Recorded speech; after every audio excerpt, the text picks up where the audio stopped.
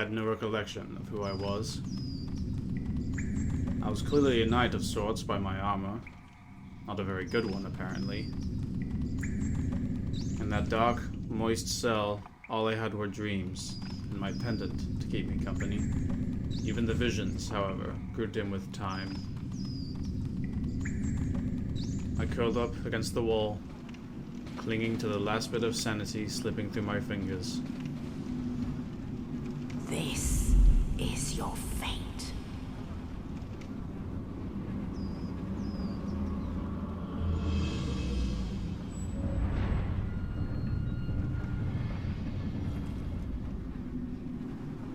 I woke up to the sudden noise. So stagnant had the state of my cell been, I found myself overwhelmed by the change of circumstances. The world was all of a sudden much too loud and bright. Managing to regain some sense, I realized that the night was looking at me, though I failed to discern with what intent. Standing up, I noticed something on the body of the fallen corpse.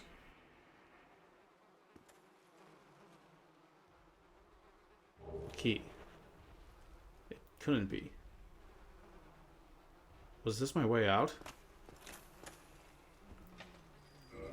Goodness. That knight freed me. Why? Was I a comrade of his? His armor didn't match mine. Could it be that that corpse had been up there all this time, and that he simply stumbled into it? I passed a few fellow prison mates on my way. It seems that lacking designated cells failed to hinder their descent into madness. I wasn't out of the woods yet. The outside of my cell was just as suffocating as that. I'll have to avoid that.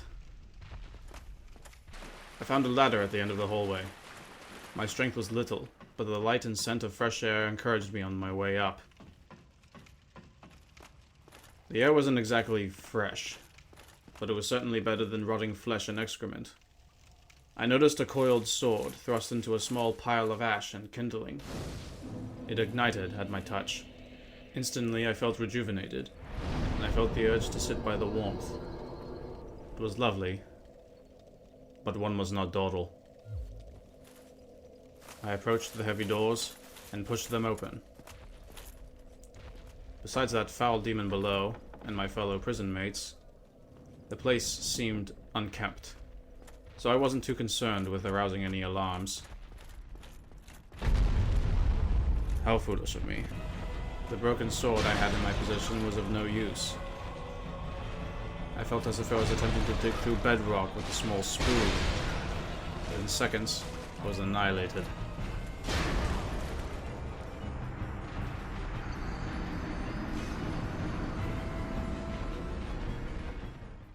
I woke up next to the bonfire. It seemed to have mended my wounds. My will, however, remained crushed. There was nothing for it. I had to try again.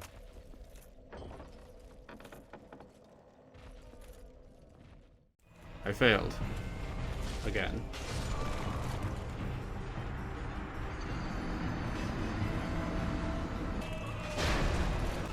After a few more futile attempts, I simply sat by the bonfire. As a source of comfort, it was beginning to fail me. It rejuvenated me, as it had before, but even in its warmth, my mind was gnawed at by a cold truth. This was my new cell. It was just a few hundred feet from my old one. It wasn't too bad, though. In honesty, I'd rather lose my sanity by here than in that suffocating darkness. The road to hell, however, is paved with negligence. My will reignited, I decided to discard my armor. Against the demon's hammer, it was more of a hindrance than anything. I managed to last a little longer, but my exhaustion of evading the demon's wide swings got the better of me.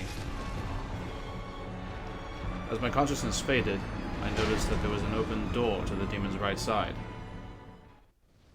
Was that door always there? Certainly wasn't open the whole time. Perhaps the demon's presence broke it open. Or maybe fate decided to play another role in my escape.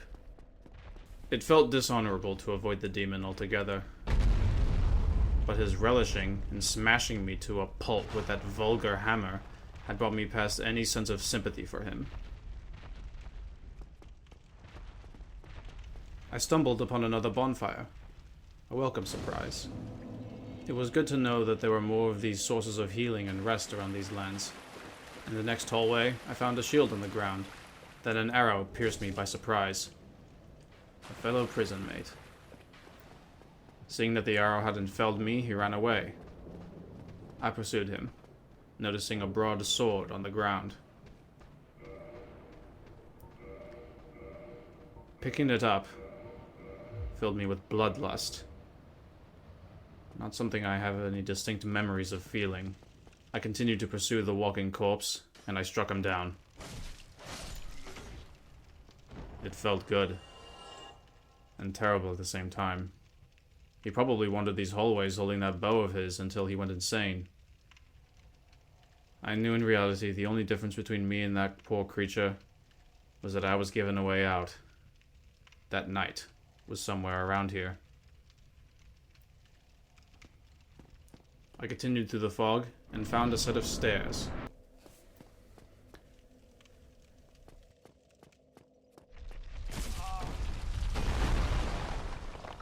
I'm going to kill whoever did that. These creatures seem to have some sense of intelligence, setting up traps like this, but it doesn't make them any less animalistic. Despite, at one point, being mere minutes from becoming one myself, I realized that the only way to liberate these sorry fellows from their state was smiting them. Locked. I went down the stairs and noticed that the bull had broken the wall open, creating a new path. The knight. He looks injured. The knight's name was Oscar. Apparently, the mindless, shriveled men are called hollows. I'll die soon, then lose my sanity. I wish to ask something of you. He asked me to hear him out on something. Hear me out. I of course had to oblige, for I had my own questions for him. Regrettably, He told me of a prophecy from his homeland. but perhaps An undead will make his way from the asylum, saying in my family, where we now were, thou who art and would ring something called the Bell of Awakening. an undead He gifted me with a flask containing a strange, warm liquid that mimicked the rejuvenating properties of the bonfires, as well as a key.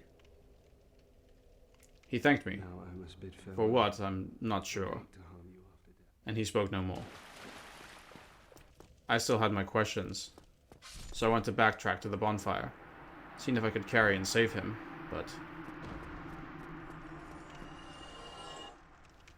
I at least knew one thing.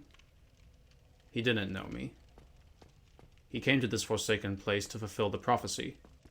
But am I the one the prophecy spoke of? There could be other undead here. Did he free me because I was the most convenient? Was he drawn to my cell by the will of fate? If he was, why did fate discard him at this final moment? Frustration spread in my stomach. But I decided to make the most of the situation, whoever the author might be. The key that Oscar gave me opened the door, and I was faced with more hollows.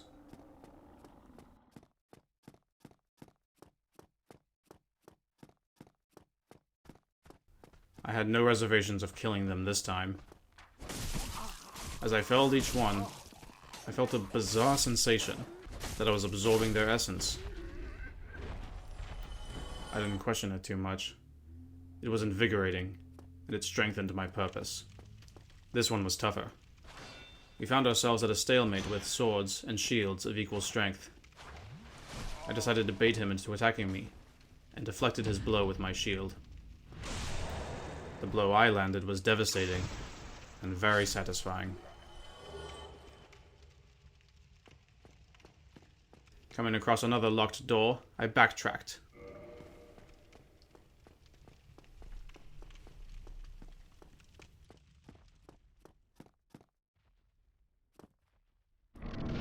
I then found myself on a balcony overlooking the demon from before.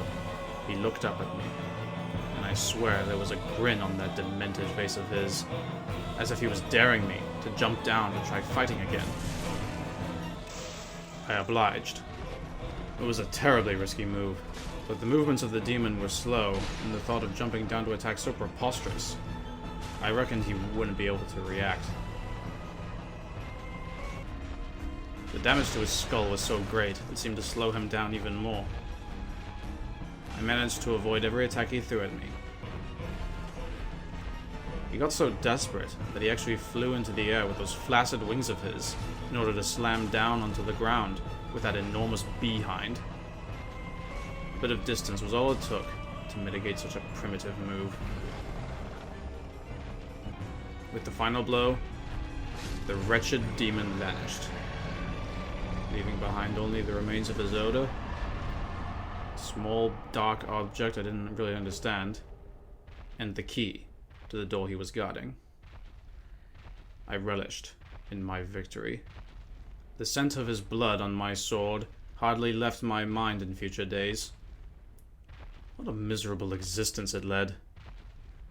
Guarding the doors to an asylum filled only with instinctive beings, it relished in each prisoner who lost his mind. I wondered if it was the one who injured Oscar so greatly. I decided now was not the time for over-contemplation, and I opened the heavy doors. The air was so fresh, it assaulted my lungs. It was more rejuvenating than any bonfire I could have found. I was out. After calming my body from the excitement of victory, I decided the next step was to figure out what exactly the Bell of Awakening was. My fate was still unknown to me, if it existed at all. I yearned for answers, as well as more of the blood of those who imprisoned me.